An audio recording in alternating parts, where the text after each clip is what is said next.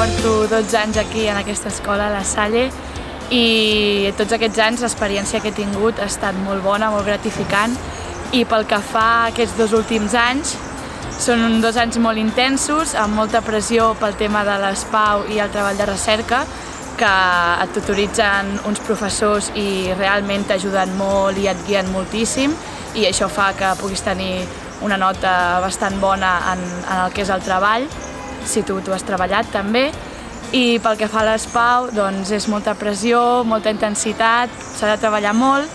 però també tens tot un equip de professors al darrere que et van guiant i t'ajuden en tot el que faci falta i realment et preparen molt, molt bé perquè puguis treure una molt bona qualificació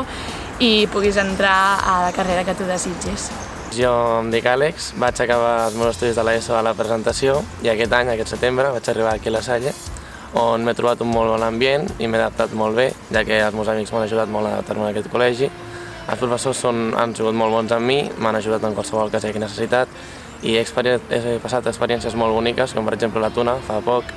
on vam sortir al carrer a cantar cançons i m'ho vaig passar molt bé, ja que vaig disfrutar molt amb els meus amics i per contribuir amb el viatge, que faré la setmana que ve,